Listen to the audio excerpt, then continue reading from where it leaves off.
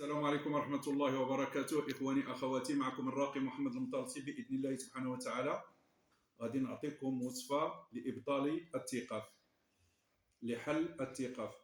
الناس اللي مثقفين، سواء الرجال ولا النساء، سواء الرجل مثقف على مرته ولا المرأة مثقفة على رجلها، سواء التيقاف عن العمل أو الزواج أو السفر أو كيفما كان نوع التيقاف، بإذن الله سبحانه وتعالى الحل موجود. غادي نعطيكم الوصفة كيفاش تبطلوا هذا التقاف هذا. وأغلبية التقاف كيكون إما القفل، كيدار بالقفل، إما كيدار بالموس اللي كيتسد، إما كيدار بالعقاد.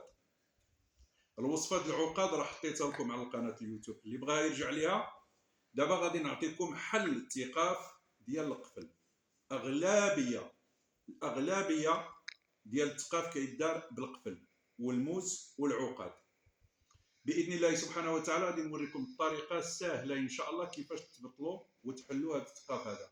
واي انسان يمكن له يحل التقاف ديالو بوحدو في دارو، سواء على الزواج، سواء على الاولاد، سواء على السفر، سواء على العمل، سواء الرجل مربوط على مرته ولا المراه مربوطه على رجلها. يعني كيفما كان نوع التقاف غادي يتحل باذن الله بهذه الطريقه هذه. غادي نوصفها لكم ان شاء الله، وتبعوا معايا الوصفه ان شاء الله، وبارطاجيو الوصفه مع الناس، وشاركوا في القناه ان شاء الله، ودعمونا، ودائما يوصلكم الجديد ان شاء الله. من هنا للفوق ان شاء الله دائما الوصفات غادي نحط لكم اي وصفه اللي عندها علاقه بالامراض الروحيه باذن الله سبحانه وتعالى. غادي نوريكم الطريقه كيفاش تبطلوا التيقاف ان شاء الله تعالى. هذا القفل اولا غنحطوه هنا. غادي ناخذ تقريبا واحد 2 لتر ديال الماء، 2 لتر ديال الماء، اناء يكون نظيف مزيان. هذا الماء هذا غادي نحطوه هنا. شنو عندنا هنايا؟ عندنا واحد المجموعه ديال العشوب، عندنا ورق الريحان، عندنا الجاوي، عندنا الفاسوخ، عندنا الشبه، عندنا ورقه السدر، عندنا العرعر، عندنا الفجل. عقلوا عليه، تمشيو لعند العشاب غادي يعطيكم هذه المجموعه هذه، تشريوها لروسكم، الثمن ديالها بسيط ان شاء الله. غادي ناخذوا هذه المجموعه هذه وغادي نديروها في هذا الماء هذا اللي هو نقي. غادي نحطوها ان شاء الله تعالى في هذا الماء هذا، وغادي نقراو عليه باذن الله سبحانه وتعالى. اللي خصنا نقراوها باذن الله تبعوا معايا، سهله باذن الله. اي واحد، الامي ولا قارئ ولا كبير ولا صغير، يمكن له ينطق ويقرا هذه الايه هذه ان شاء الله مباركه باذن الله. غادي تاخذ هذا الماء تقرب عنده، تقول: وجاء الحق وزهق الباطل ان الباطل كان زهوقا. وقل: جاء الحق وزهق الباطل ان الباطل كان زهوقا. سهله، اي واحد يمكن له يقرا هذه الايات باذن الله سبحانه وتعالى. غادي تقراها 7 المرات. وقل: جاء الحق وزهق الباطل ان الباطل كان زهوقا. وتنفت كل ما تقرا ايه تنفت باذن الله سبحانه وتعالى في الماء. غتاخذ هذا الماء هذا غديرو يسخن مزيان، وفي وسط منه هاد العشوب يسخن.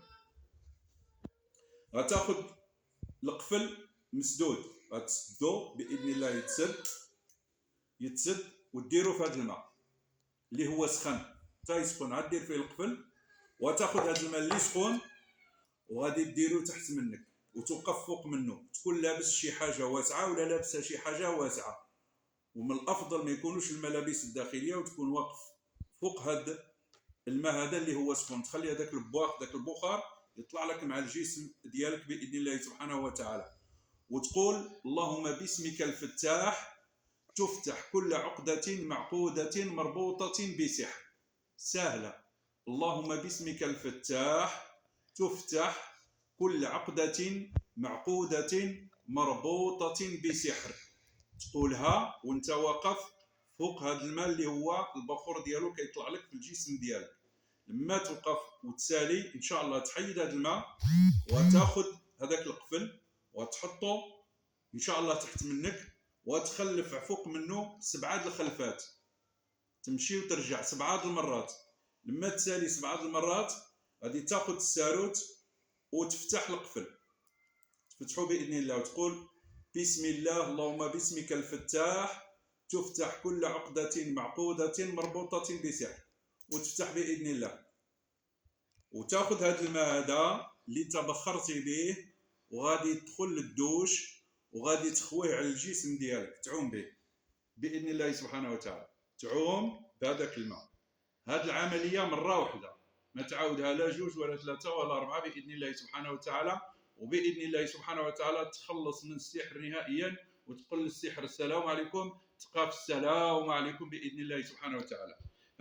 هذا القفل غتحيد منه الساروت ديالو، تحيد له الساروت ديالو وتحاول تخبعه في شي بلاصه وهو مفتوح، والساروت يمشي بوحدو والقفل بوحدو ويبقى مفتوح. احتفظ به عندك مع الملابس ديالك، ولا دفنو ولا لوحو في شي بلاصه يكون مفتوح باذن الله.